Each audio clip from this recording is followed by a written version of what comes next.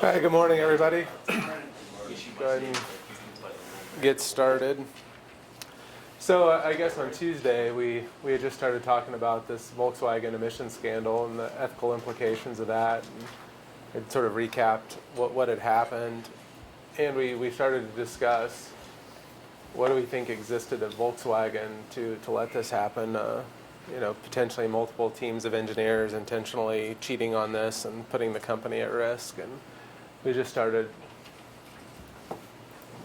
There we go. Just started talking about that, so we'll start there, and I'll ask for some ideas on what people think, what could have been going on at Volkswagen to allow this to happen.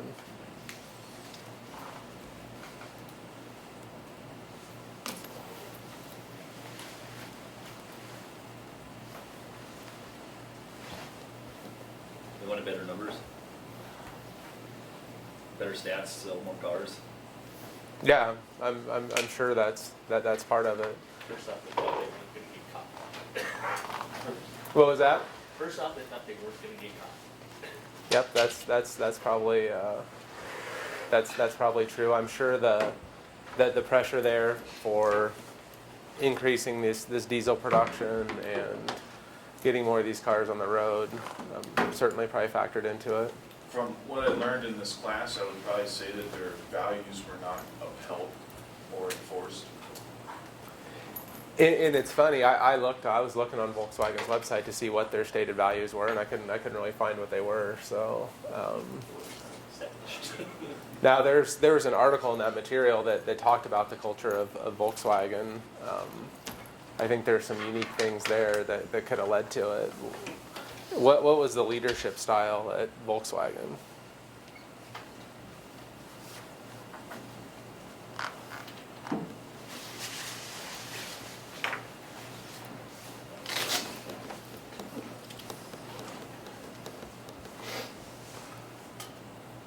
Somebody's got the computer out to pull up the article and they can find the answer.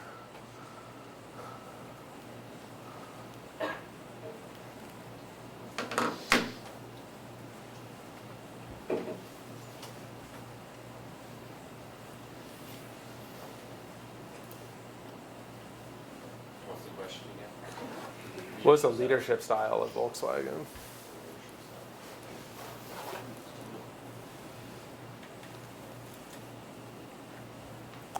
I mean, it seems from what's been out so far, what's been published, I mean, Volkswagen had a really unique culture, including the CEO going to the parking lot and requiring that all the cars are be parked in the same direction, and orderly and lined up. And the Volkswagen CEO was, and I think even the prior CEO were, I guess, demanding to say the least, known for screaming at employees, dressing down employees.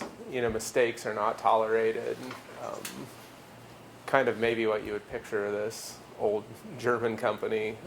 The culture that they would have, really top-down rule, and people who got out of line got in trouble. And I think part of that leads to, with this kind of dictatorial style, people were afraid to speak up. People who spoke up or didn't conform, those are the people that got hammered or got yelled at by their boss or got fired. So I read it almost a culture of fear. So you would think part of that may well, wouldn't a culture of fear stop everybody from getting out of line and committing an ethical violation in the first place? What about a culture of fear would make somebody put aside their ethical considerations in place of something else? Fear of being retaliated on. Yeah, retaliated upon. Maybe for the person who reported it, right? Somebody knew about it and says, geez, I'm not going to be the one who says this, because what if I'm wrong, for one, or the boss must have approved this, so I can't speak up. But what about the group of people who decided we're going to cheat on these emissions standards in the first place, shouldn't their fear of getting in trouble keep them from committing those violations in the first place? What other things about that culture of fear would make them say, boy, this is something we ought to do? I would consider them innovative because they're meeting their demands that the CEO or the higher ups wanted to do that, so they found a way to, I guess, regulate it so that they would be able to make the sales and meet the goals. And granted that, yeah, it's a bad idea of it, but it still allows them to please their boss or manager and then still get to it. Yeah, no, I mean, I think that's probably exactly right. And just what you talked about the sales incentives and things like that, I'm sure it must be that we're told either one of two things, right? These engineers are saying, you better come up with a car that passes these emission standards and meets these mileage requirements. And they couldn't do it, so they said, well, we better find a way to do it, and we don't want to be the next guy who gets fired or gets embarrassed by the boss or whatever. So I mean, I think that culture was a big part of it. So I mean, to prevent this stuff from happening, I mean, you have to. I mean, right? Every place has to have some pecking order and discipline, and you need to do what you're told. I think it also creates a sense of desperation. Anything to win. Yep. Because if we don't, then we're going to get fired. So who cares, anyways? And it could even be retaliatory. I hate this place, so I don't really care if the place goes down in flames. We're going to do anything we can to win, and if we don't get caught, we win. And if I get fired, maybe that's a win too.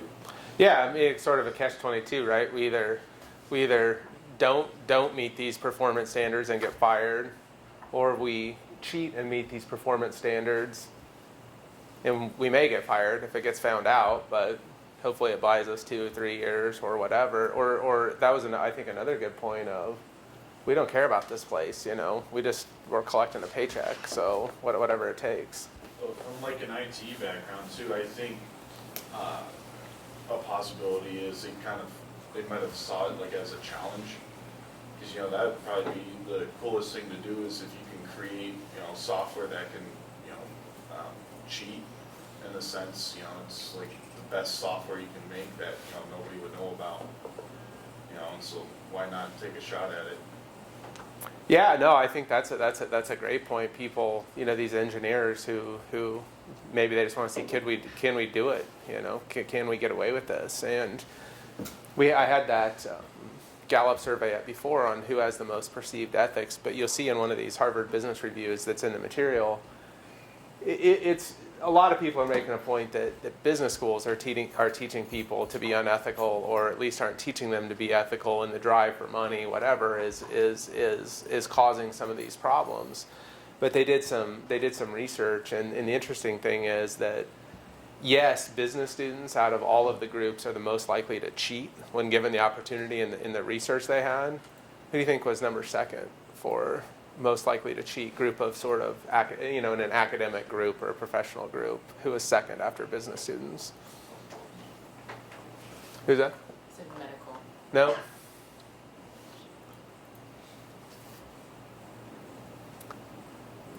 Might be the people involved with this Volkswagen scandal. Engineers were the second most likely group to cheat, and again, is that because engineers are predisposed to cheating? Is it because people who are drawn to engineering are some of the most competitive people to do it? Is it engineering schools aren't teaching their people to be ethical? That's probably a piece of it. I don't even know. I mean, I'm not engineering. I don't know how much ethics goes into the engineering curriculum, but that really surprised me because, again, when we looked at that Gallup survey, I don't think that the general public thinks engineers as being unethical people, but in this research that somebody at Harvard did, they were the second most likely to cheat. I think it comes down to that mentality of just get the results, just get the win, do whatever you have to do to win. And so with Volkswagen, it could have just been the higher up was saying, just give me results, I don't care what you have to do. And then they just figure out the way to cheat the system. And then when those opportunities come ahead, people in those fields maybe say, well, I just gotta get the results, so I just gotta do what I gotta do.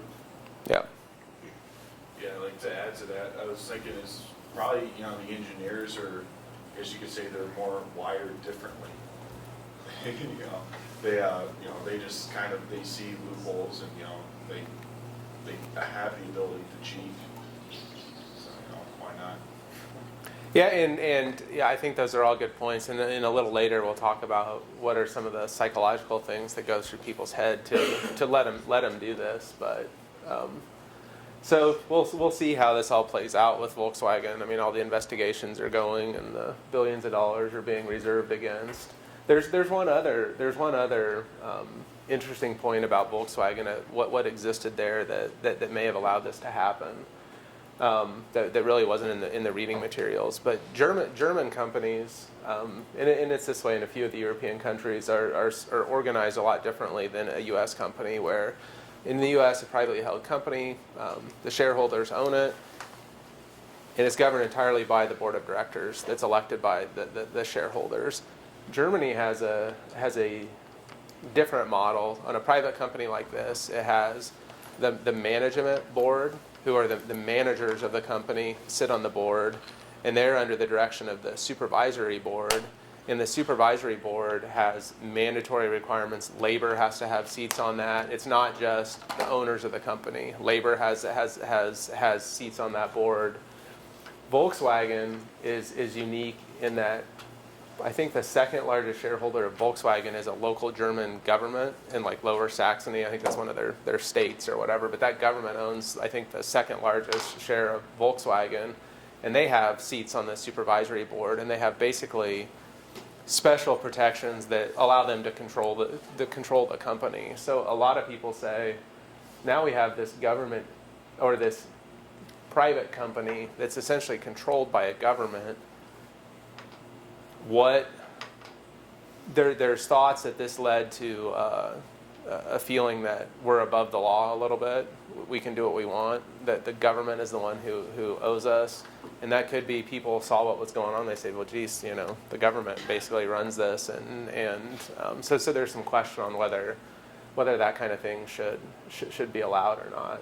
We don't really see that in the U.S. that much. I mean, during the financial crisis, the government took some positions in some of these companies they bailed out, but didn't really have any day-to-day control or management or anything. So there's some thought that in this Volkswagen case that their government ownership gave them a twist to their culture of being above the law.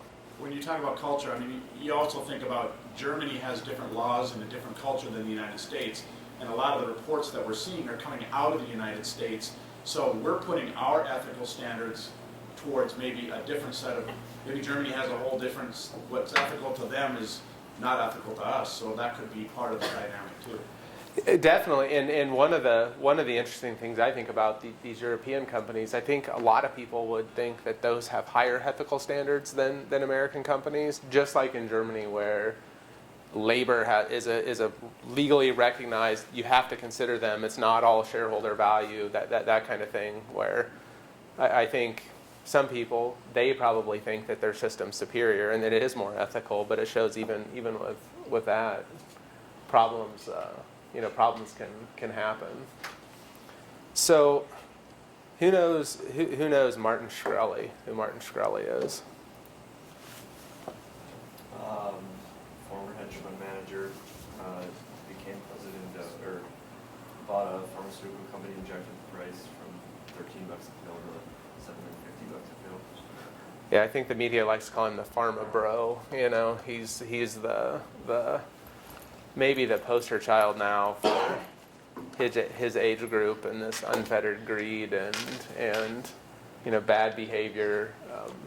Social media, he's always posting tweets, and he's actually been indicted and facing criminal charges unrelated completely to this pharmaceutical price issue that has come up, and that's mainly what we're going to focus on.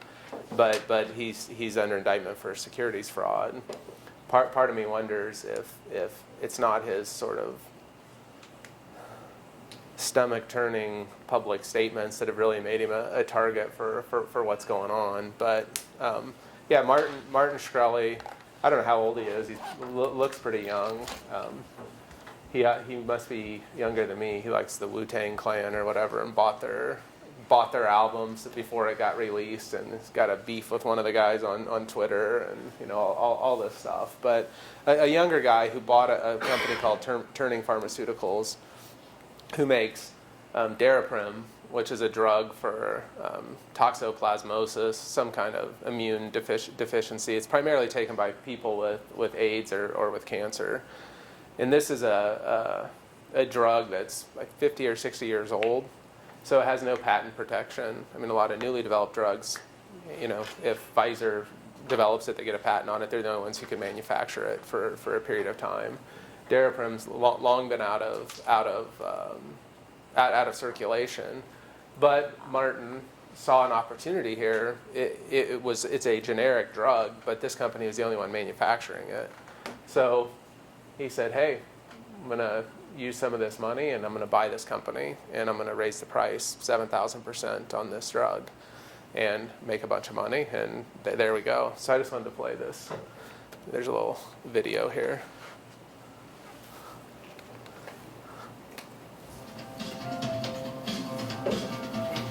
This morning, stocks of several biotech companies are down. Investors are responding to the outrage over 5,000% price increase for a life-saving medicine.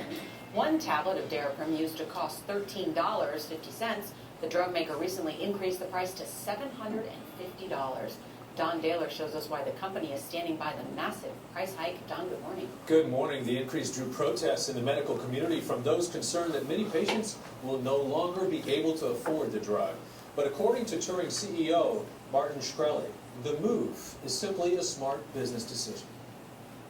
Why was it necessary to raise the price of Daraprim so drastically? Well, it depends on how you define so drastically, because the drug was unprofitable at the former price. So any company selling it would be losing money. And at this price, it's a reasonable profit, not excessive at all. Daraprim was developed in 1953 as a treatment for toxoplasmosis, an infection caused by a parasite. It comes from eating undercooked meat or drinking contaminated water and affects those with compromised immune systems, like AIDS and cancer patients. When Turing Pharmaceuticals raised the price of Daraprim to $750 per tablet last month, the average cost of treatment for patients rose from about $1,130 to $63,000. For certain patients, the cost can run as high as $634,000. This particular drug is used by a small but vulnerable group of patients. So you see how greedy this move looks. Yeah, I could see how it looks greedy, but I think there's a lot of altruistic properties to it. Altruistic? Absolutely. In what way? Yeah, so one example is that this is a disease where there hasn't been one pharmaceutical company focused on it for 70 years. We are now a company that is dedicated to the treatment and cure of toxoplasmosis. And with these new profits, we can spend all of that upside on these patients who sorely need a new drug, in my opinion. Patients shouldn't be taxed and charged for future research and development. Patients should pay for the drug they are getting and what they need in the situation that they are. And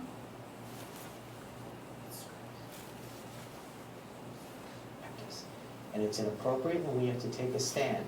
The topic entered the political debate on Monday, with Democratic presidential candidate Hillary Clinton tweeting, "Price gouging like this in the specialty drug market is outrageous." Her rival, Bernie Sanders, sent a letter to Turing CEO Shkreli demanding information on the price increase and calling the rate hike the latest in a long list of skyrocketing price increases for certain critical medications. Sanders and Congressman Elijah Cummings have been investigating drugs that have seen a jump in price. Right now, it's out of control. And so we, as a country, as a government, as individuals, as doctors, all have to get together and say, we need to make a pricing appropriate. But according to Shkreli, the new cost of Daraprim is appropriate. There's no doubt. I'm a capitalist. I'm trying to create a big drug company, a successful drug company, a profitable drug company. We're trying to flourish. But we're also, our first and primary stakeholder is patients. There's no doubt about that. Hillary Clinton says she will lay out a plan today about how to take on what she calls price gouging in the specialty drug market. The increased scrutiny on this practice has already led another company that sells a tuberculosis drug to rescind a major price hike enacted just last month. Gail. Thank you, Don. So, go ahead. Does this company have like the patent or whatever you want to call it on that drug, or could like someone else start making it? Anybody could, you could, well, assuming you got the So FDA approval, you could start making it tomorrow. Oh, so that's what they should do. Just some other company make it for a fourth, start selling it for $20 again. They're gonna do insanely well, and Scully will be nothing. So so that goes to the first question: what's wrong with what Shkreli did? I mean, he's been hugely vilified. What he's done, dozens of other drugs have done the same thing. He's clearly a jerk, so he's getting probably singled out more than other has. But what he did, is it unethical for him to buy a company with his own money or shareholder money, get whatever money he can extract out of it, and let the market sort it out? Is that unethical or not? How come? Because he's basically received lives for his own personal gain. Some people need this type of drug to get better, or at least work with the disease they have, and some people can't afford $750 per pill. So who should pay for that $750 per pill? Should the drug companies give them away? It's all based on how much you can afford, or should someone else pay for it? Or No, I don't expect them to give away for free, but $750 per pill is kind of outrageous. what's the right price you ought to charge for it? Maybe if you get a little gain out of it, but Now, how much? Should Congress pass this is how much money you can make? Anyone else? What do they think about Shkreli and doing what he does? The system allows it, therefore why not do So it? If you can turn a profit on something, why don't you? If you're losing money, it doesn't make sense to lose money. So Especially in business. clearly what he's doing is legal. There's nothing. It gets a little confounded in the media because he has been arrested. Something completely different than this. What he's done is completely illegal. So on your argument, if it's legal, it must be ethical, right? Sure. We know that's not always the case.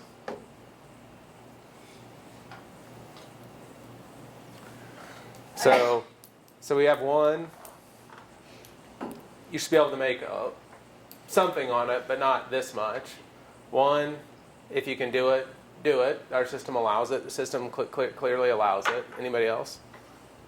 I think without knowing, like, so he said they weren't making a profit before, and without seeing the data and the facts about what the profit margin is now, it's hard to make a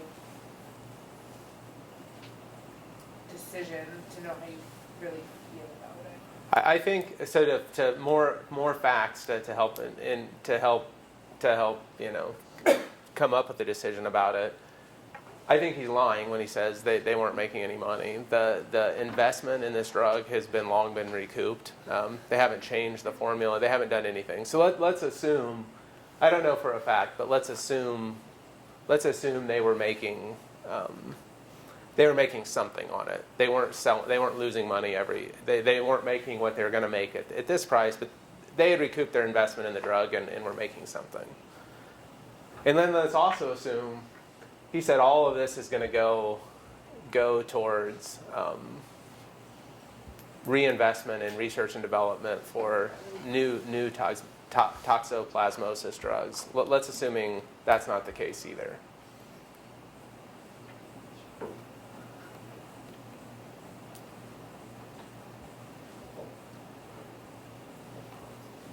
It's also probably a pretty big assumption, but there was probably a lot of people on that drug who couldn't afford the $13.50 a pill and who are medicated and stuff like that. So then is that coming from our government budget, this $750 a pill? Is that covered by insurances? Like, where's that money coming from? Or people just aren't getting it and are dying at $13.50 or $700, or there's people die every day because they can't afford something. $13.50 a pill isn't a bargain deal either. Any other thought? And believe me, I don't have, it's not like I'm just waiting for everybody to say anything, then I'm going to spring the right answer on you on what it is. I'll tell you what I think later, but I mean, there's not a right answer to this, I don't think.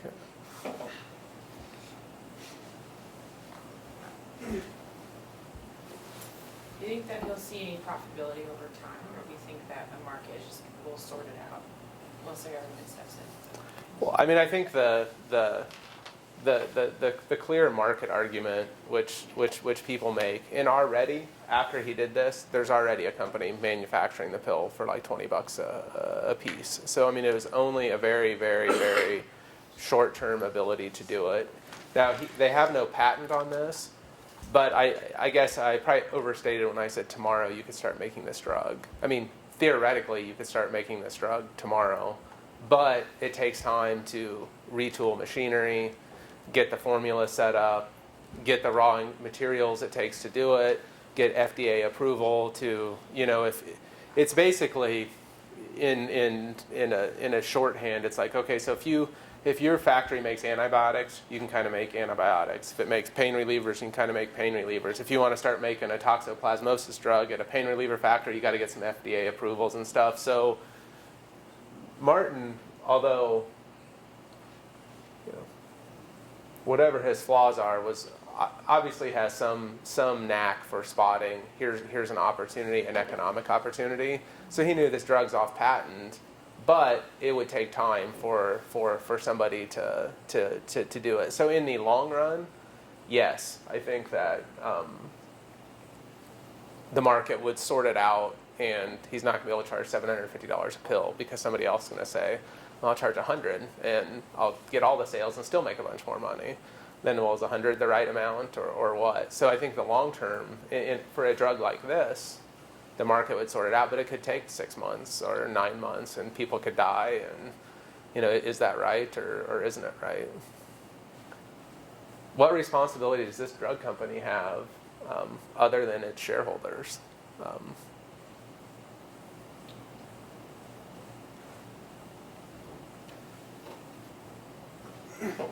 That was something I was going to bring up. Like, if you just take it down basic and look at what their value statements are and what they believe, and if it doesn't say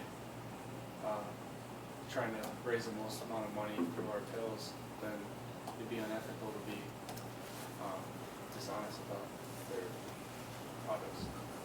I also tried to find what Turning Pharmaceuticals' value statements were, and you go to their website, and it's basically just a website that somebody threw up there. I mean, there's nothing on it, and it's got a bunch of. I mean, it's not the website you'd expect from a legitimate pharmaceutical company.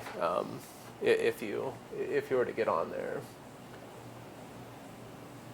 even if Turning Pharmaceuticals' only obligation was to its shareholders, does this even make sense to do this? What's Shkreli done to Turning Pharmaceuticals now, going forward?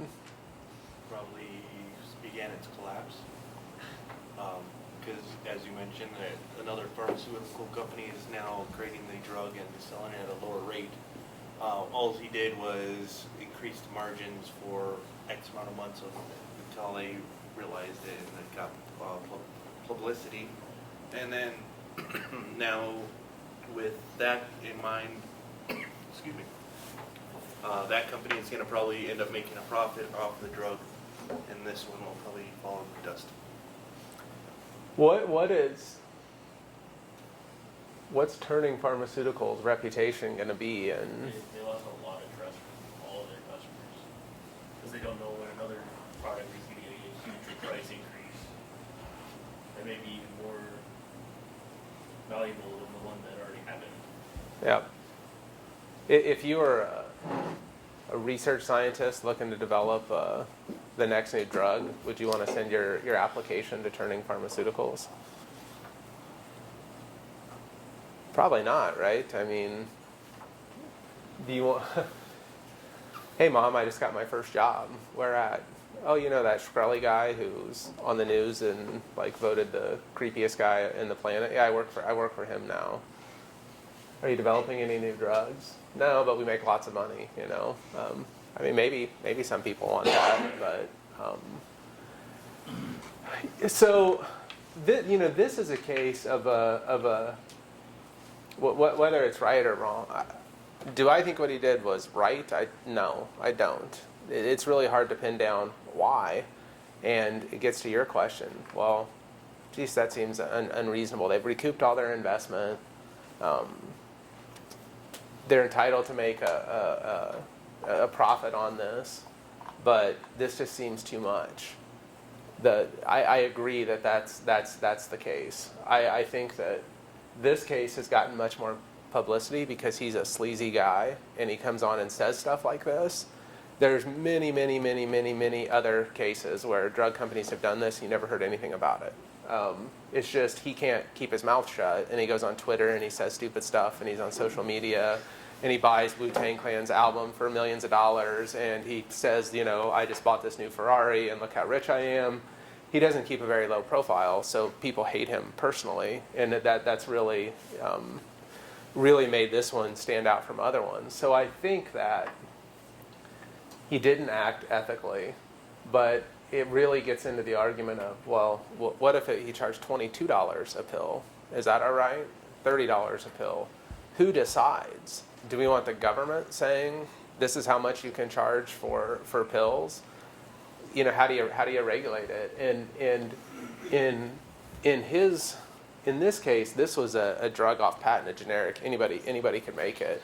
But what if you're Eli Lilly and you spend $10 billion of the last 5 years developing a new cancer drug that will cure cancer, any kind of cancer, but you've spent $10-20 billion over it. And you say, okay, to recoup our investment in the life cycle of our patent and to make a decent profit, maybe we ought to be entitled to make a lot of profit. We've just cured cancer, right? We have the greatest drug ever made, but it costs $1,000 a pill, and there's 25% of the people who have cancer are going to die because they can't afford it, even though we gave it to them. Is that okay to charge that? Does Eli Lilly have an ethical obligation to make it available for how much whatever you can afford? I don't know. What do you think?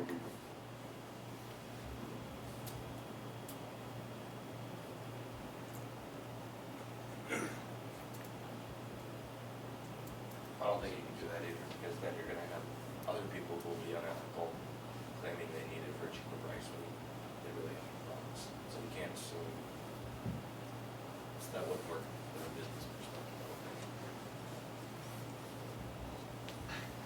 So another one of the articles in the materials is really there's a couple counterpoints to this. One is there's an article from an economist who said the market will sort this out. He did nothing. It doesn't matter right, wrong, or indifferent. That the market will sort this out. Not only will the market sort the pricing out, people will say this guy's a scumbag and we're not going to deal with him anymore and he'll go away.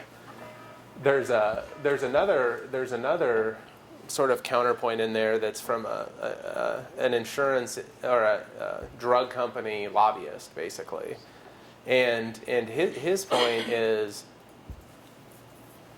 the drug companies themselves have to self-regulate this because the drug companies are entitled to make a profit. They have to recoup their investments, but they have he argues, again, it's a drug company insider argues, they have a social contract with this country where they've largely been left unregulated to set their own prices. But as part of that, there's an implicit contract from these companies that we have huge research and development costs. We are allowed to recoup those, and we are allowed to make a reasonable profit, but we're not allowed to take a life-saving drug that there's a market supply, limited supply, and jack the price up like this. And his argument really is if the insurance company doesn't, or if the drug companies don't regulate themselves a reasonable profit, he doesn't say what that is, but it's kind of like this, when you see it, what passes the outrage test. If they don't do that, then the government's going to regulate what prices are. And you see it, the politicians, right? They're all over this. It's great sound bites to say, price gouging, whatever that means. You can't do it. So that just kind of goes back to, we said, well, why be ethical? One of the reasons to be ethical is so you don't have, these companies don't want the government to come in and say, this is what you can charge, this is what you can do. Yeah, you can do that. Here's another 500 pages of regulations. Good for lawyers, but not necessarily good for business. So the drug company people are saying, this is outrageous. We can't say specifically what the right price is, but we have to regulate ourselves in the industry. Well, think about the impact on the rest of us. I mean, you got the 25% who can't afford it or need the drug. But if insurance companies are covering this, who do you think pays for that in the long run? Because insurance companies will cover it, but then our rates are going to raise because they have to cover these extraordinary costs. Yeah, that's a good point. It's not... When Martin Shkreli makes this drug $1,500 a pill, we're all paying for that one way or the other. It's not just the unfortunate people who have toxoplasmosis that need it. One way or the other, we're all paying for it. So it's a tough one on what's the right thing. So Chipotle, been in the news a lot lately.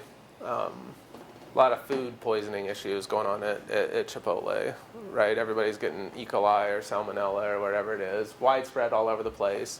Chipotle's stock getting hammered, sales are down. I think it was last week or the week before, they closed every Chipotle for 4 hours to have a food safety meeting. Here's what we have to do. So here.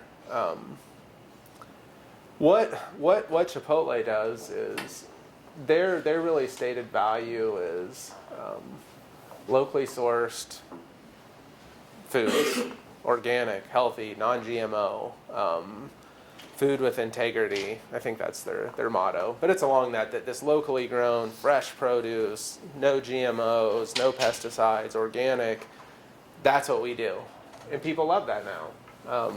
I like that.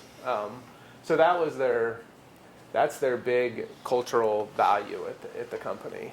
So when you do that, that means somebody is grilling the chicken in the store, somebody's slicing the tomatoes, somebody's mixing the guacamole. They're all doing it in the same area. It's college kids working part-time jobs. This isn't $25 an hour work. People are doing it. Now, if you're a industrial scale restaurant business, you don't have somebody cutting the tomatoes at the restaurant. You have somebody in a central industrial kitchen who does it, and they've got testers, and they've got temperature monitors, and they're testing every batch, and then they're sealing them, and they're freezing them, and disinfecting everything, and then everything gets shipped. And they nuke it at at your local restaurant, and it doesn't taste as good, but you're not going to get salmonella. So I guess my question here is Chipotle made their value or their mission to follow their culture of locally sourced, organic, free-range, GMO food, and possibly turn their back on food safety. Is that ethical? Did Chipotle act ethically when? And there's certainly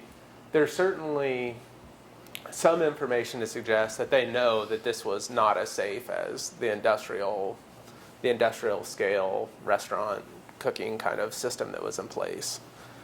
So is that ethical for Chipotle to do that?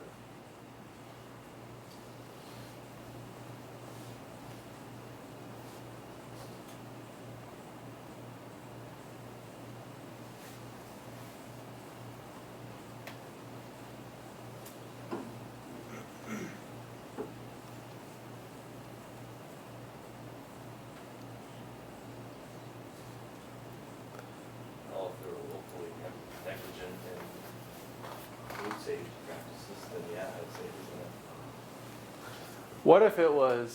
What if the state of the affairs is to do it the way they want, where we buy our stuff from local producers, we prepare everything freshly in the kitchen, they're not negligent when they do it. They're doing what you can do in that. But say that still means it's going to result in some cases of food poisoning. You cannot, to do it that way, you can't make it 100% safe. You can't make it 100% safe anyways, but you can't make it 100% safe. They were doing as good as you can do for that.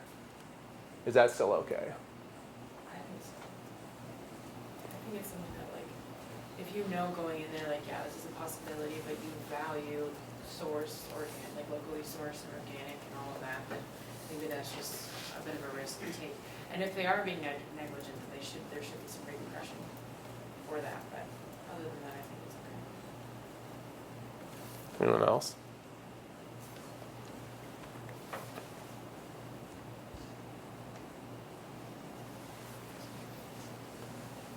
Would you know going into a Chipotle that there was heightened risk of going in there because of the way they prepare it?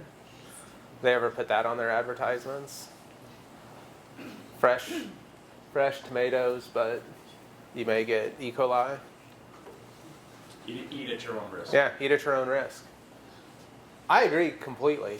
I think that if it was, everybody knows this is the risk, eat at your own risk, I would eat there anyways. Doesn't matter, I would take that. I would eat that over, all my tomatoes were chopped 1,000 miles away and frozen and put in the microwave. I would do it. But do they have some obligation to tell people that hey, this is the way we're going to do it?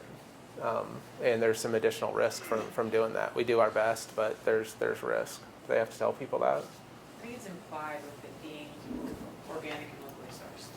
So it'd be really bad marketing to tell people you might get sick, but come on in. So I think it's just implied, it should be there. But maybe in their contract with the fine print, that just for like legal reasons. Oh yeah, it'd definitely be bad marketing. It's bad marketing for a cigarette company to put this thing will kill you if you smoke it on the top too, but they do it. Or if you go to Canada and they put a picture of a cancer-ridden lung, right on the pack. Not good marketing. I don't know. Anyone else? I think eat at your own risk is kind of taken for every place that you eat. There's risks no matter where you eat. But I think that if they're trying to get around the system just for the sole purpose of trying to save money and they're not doing what they can to provide the safest product that they can, not be unethical. If they're doing what they can with what they have, I think that's sound. Yeah, I don't think anything that I've read about this suggests Chipotle really was doing anything unethical on this.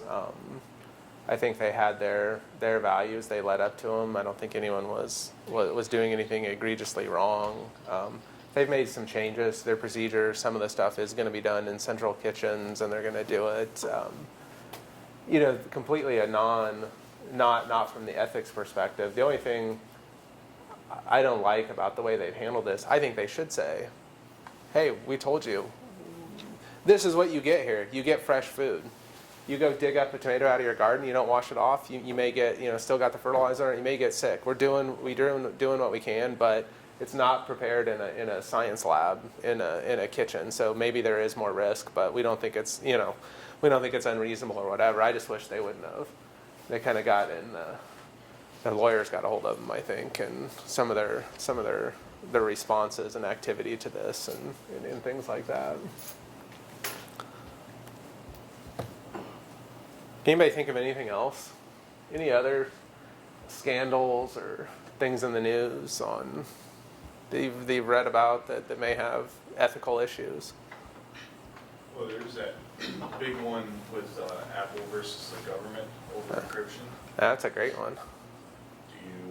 Do you sell out your customers for the government, or do you stick it to the government? For the government, they're here to protect us. Keep that in mind. So here's for everyone, and you guys probably know better than me. But for what's happened is, right, in the San Bernardino terrorist attack, they recovered one of the iPhones that has the passcode lock on it. The FBI has looked at it. They know that the security features on 10 incorrect passwords, it wipes the phone. The FBI has a warrant to get the information there, and they've gone now to Apple and say, I think some of the news media is saying, maybe mischaracterizing a little bit and saying, Apple, you just have to produce this information. Apple's saying, no, we don't have this information and can't get it. The only way we can get it is to develop a new iOS to go on this phone that will disable the 10 attempt and wipe it out, and then the FBI can use a brute force attack and guess the password. And Apple's saying, no, we're not going to create this new iOS for this phone for a number of reasons, right? If that gets out, then we say, oh, the FBI, that's fine, right? They get warrants and stuff like this. What if you're the Iranian secret police who gets it, and the dissidents in Iran, then those phones are subject to it. So they go through all of that. So that's the background. What do you guys think on what they're doing?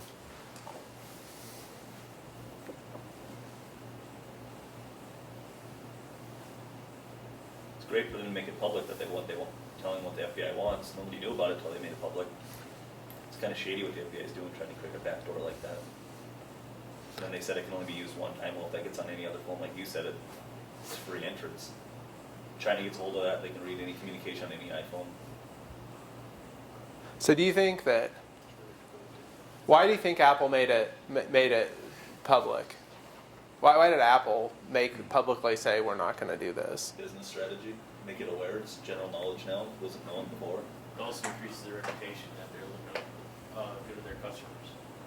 Yeah, do you think they did it because they said now people realize already Apple had the edge, right, on at least the perception this is the most secure phone. And now they go out and say, not only that, the FBI, the United States government cannot get this information. They have to go to us and make us create a special program. And by the way, we're not going to ever do that for them. And here's why, So I don't know, is Apple, because Tim Cook thinks the privacy is important, or do they think that this is going to sell a lot more iPhones in China and Iran and all these other places where people are maybe even more worried about cracking the code? What if the FBI had almost certain information that on that phone was information not only about the attack that happened, but an attack that's going to happen next month? They would have the names of the next sleeper cell on there. And we're not just theoretically, they think it. They know that information is on there. And if Apple doesn't create this back, which I don't think there's any dispute. Technically, Apple can create this system to get them into the phone. What about then? What if it wasn't just we're investigating a terrorism case that happened, but there's the details on a plan that's going to kill people in the U.S. That could be foiled if Apple did it. That's how your Patriot Act got passed, fear-mongering. At the same time, it's kind of like Apple's flipping the government the bird right now, and that's really not what we need, I guess. I understand, the point of not creating a system, because if it falls into the wrong hands, but like you said, what if it's going to prevent something, not even just in the United States, but anywhere? Well, if the government can make Apple fold, then that's it for the rest of the companies. Microsoft will fall afterwards, So if Apple can stay strong, it'll save everybody else from having to give in to. But there's a matter of disrespect there. I mean, I understand, there's a certain level of privacy that we need, but at the same time, we need protection as well.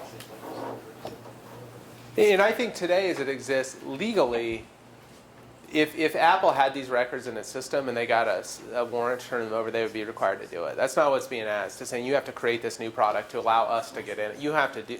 I don't think legally the government can probably force them to do it legally, but is it ethical? Is it ethical if the plans for a dirty bomb attack on Manhattan were on there?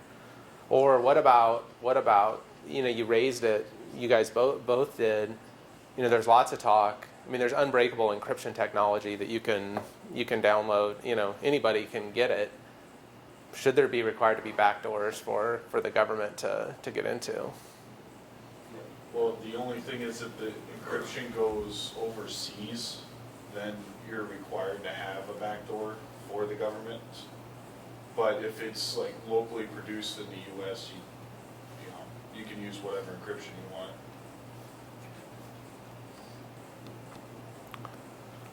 So anybody else, what do they think? Is Apple ethically obligated to do what the government asks, or are they not? Okay, raise your hand if you think Apple's doing the ethical thing by resisting this request from the government. What if you think Apple's doing the unethical thing by doing this? Interesting.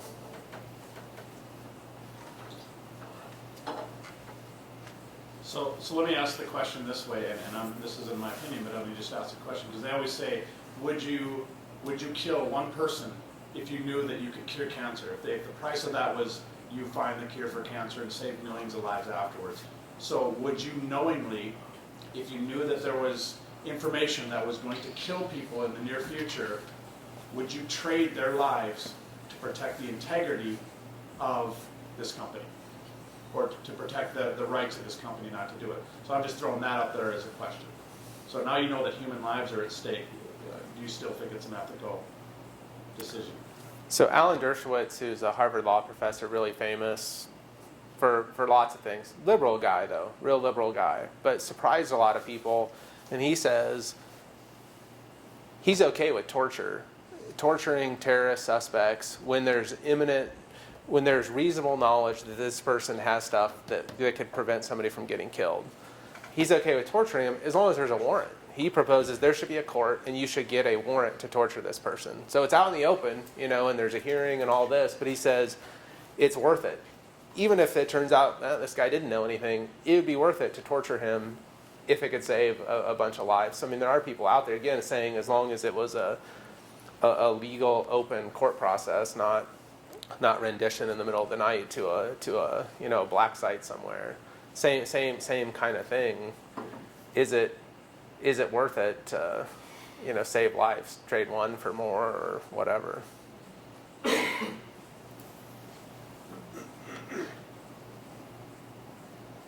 And I'm a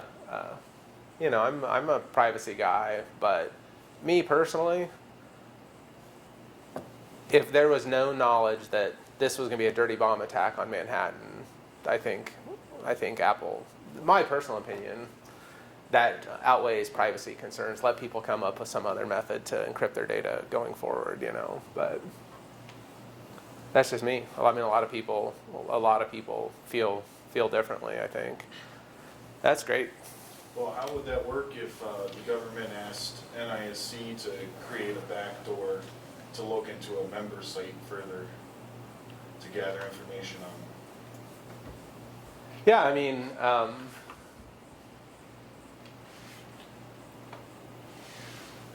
I think in a vacuum like that, I don't think we would do that, absent a legal obligation to do it. Again, if you came to us and said, your member has got a terrorist plot that's on their system and the only way we could do it, and I can tell you, I know what our membership's like. They would say, open up the gates and let them have it, But, we're dealing with a different, our members are rural telephone and electric co-ops, right? I mean, they're going to be much more stronger supporters generally of a central government and trusting of government and things like that. I mean, I think we probably wouldn't make that decision without them telling us, what we should do. Different constituency than Apple. Lots of young people that maybe feel differently about that. Yeah, that Apple one's that's a great example of a current one in the news. Anybody got anything else?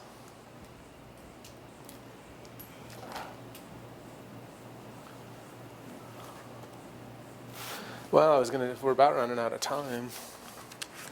You guys talk too much. Here, let's pass these out. I'll let you guys pass them.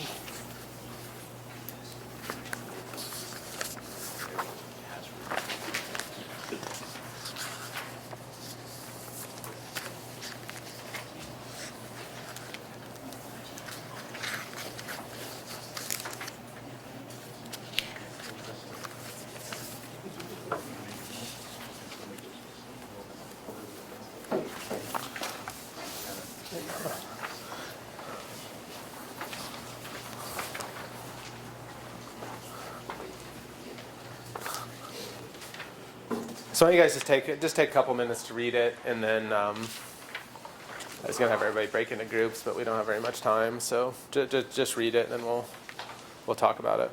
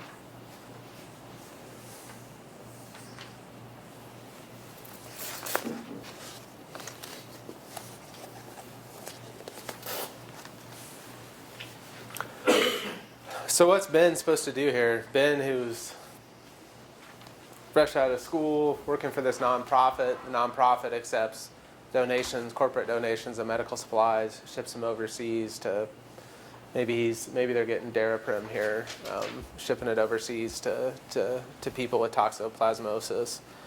And he realizes that, geez, maybe some of these corporate donors, they're asking for receipts, the value that's well in excess of what this stuff is actually worth.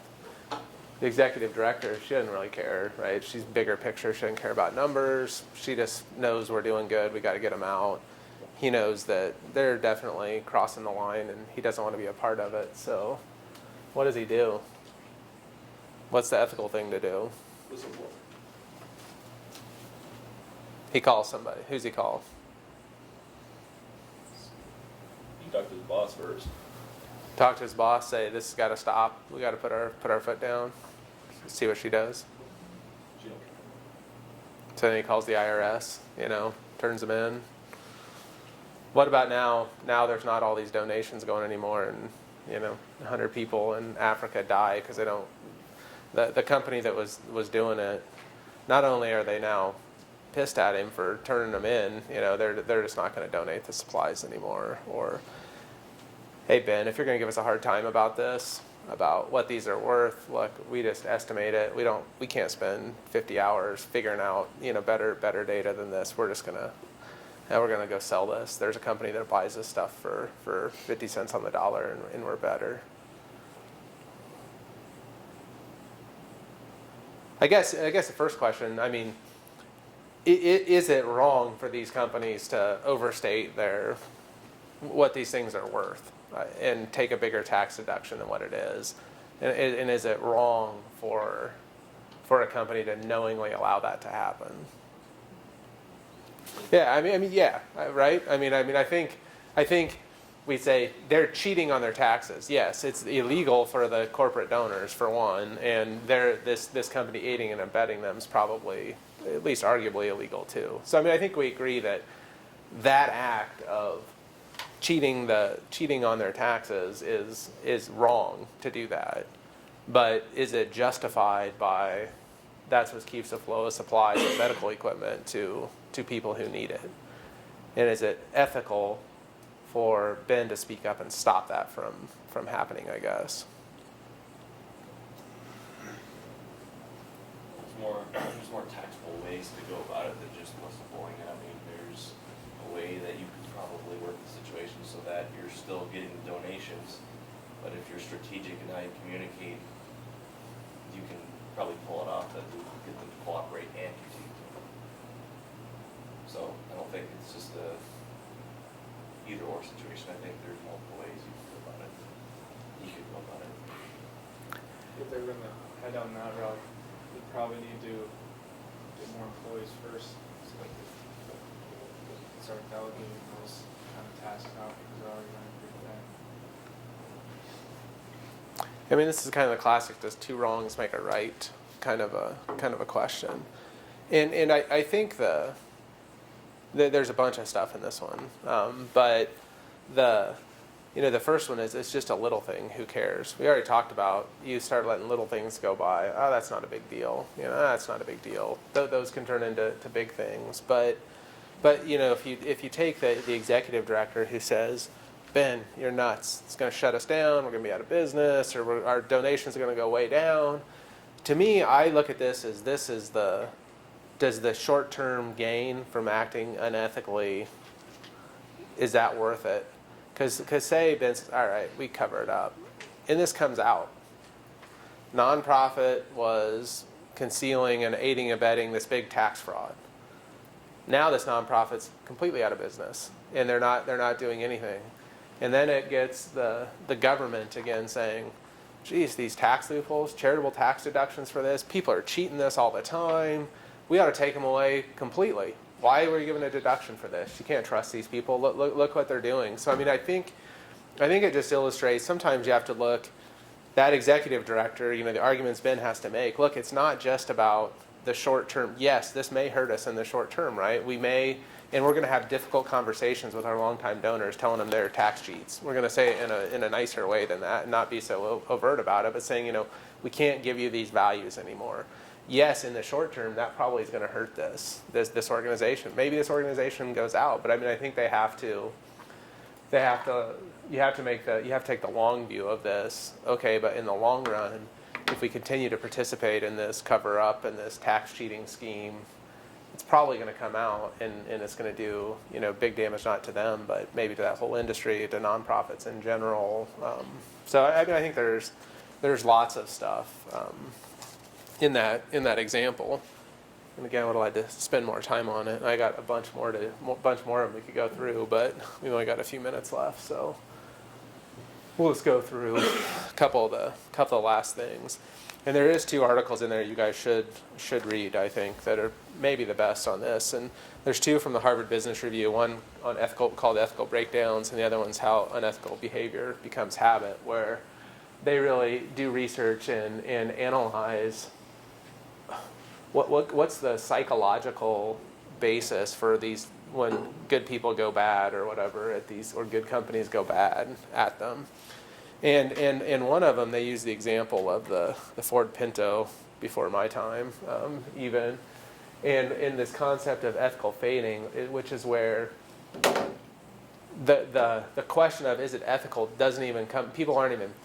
It's not even like, oh, it's not even considered. It's really this cost-benefit analysis. And the Ford Pinto, you guys have probably heard of it, but was a kind of an infamous car that gas tank problem or something, but it blow up and catch fire, and they got sued and all this. And they went back afterwards, and through these lawsuits, I mean, they realized that the design, quote, defects in this case, they were known. I mean, people knew it, that yes, this could blow up, catch fire, and kill people. But the people at Ford did a calculation, cost-benefit analysis, which happens every day, and they say, well, we're going to have to delay production to fix it. It's going to cost this much to fix it. It's cheaper just to produce it as it is, and if we get sued, we'll pay some money in settlements, but it's cheaper than doing it that, and made that determination. So is that a right thing to do? Is it right to say it's cheaper to let people burn up in the car than not? Well, is that the same thing that happened with Chevy with their Cruises, the airbags?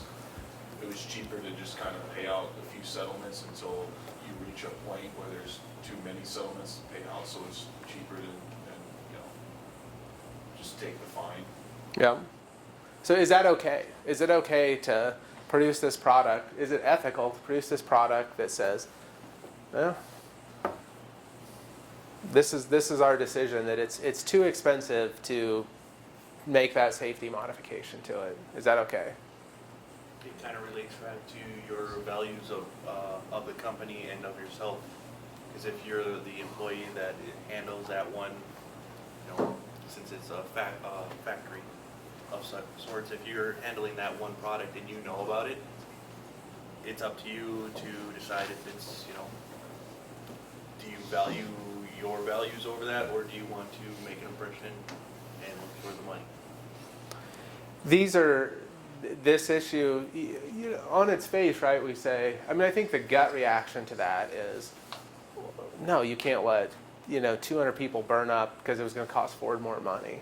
I think that's typically the gut reaction. But every business that manufactures any product makes a cost-benefit analysis every day, right? You could make a car where the chances of dying in a 80-mile-an-hour head-on collision would be like 1%. You could make a car that way. That car would cost $1 million for somebody to buy, right? You could say, we're going to make cars that are almost impossible for anyone to die in a car wreck, but they cost $1 million a piece. People aren't doing that today, right? I could be driving. You're on 94 and you get in a wreck. You could be in the smallest Kia Soul subcompact budget car. You could be in a $150,000 S-Class Mercedes, and that one has got automatic braking, lane monitoring, airbags out of every which way, crumple zone cages, many times more safe.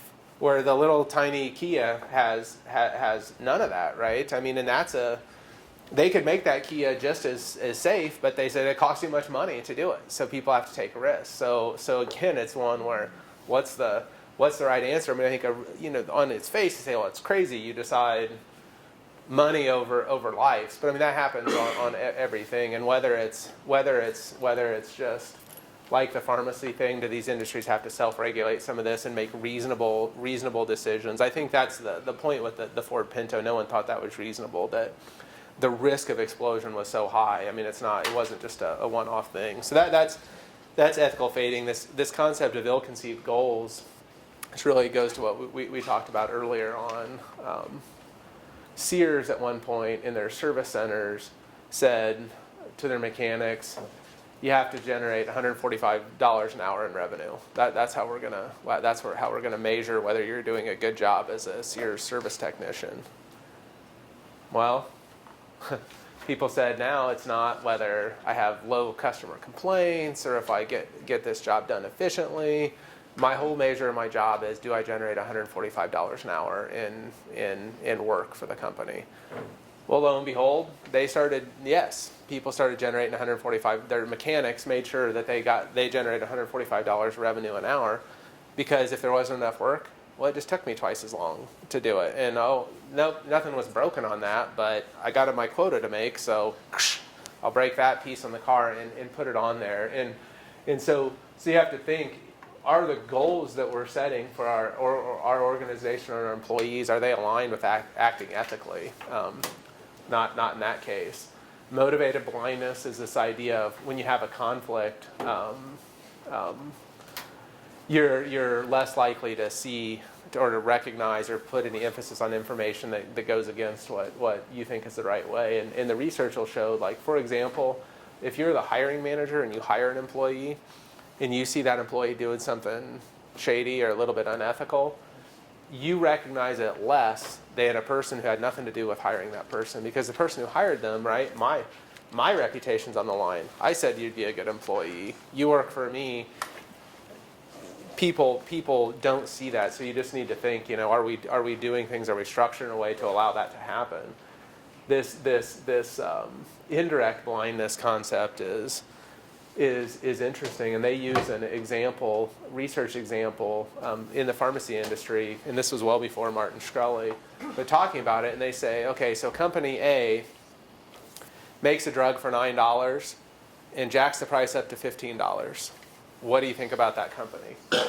And then they say, company B sells that drug to company C for a bunch of money, and then company C raises the price of that drug. What do you think about the company? And like, by big proportions, people thought the company raising the drug price itself was unethical, but oh, you just sold it to somebody? Well, that's a legitimate thing to do, even though that next company raised the price. So it's the idea, it's the same thing happens with, right, I'm Nike and I'm making shoes and I outsource it to, you know, some factory in Indonesia to make the shoes.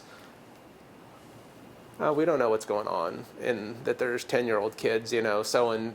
It's the same concept that allows those things going on. People think once they've outsourced some of this responsibility, that it's not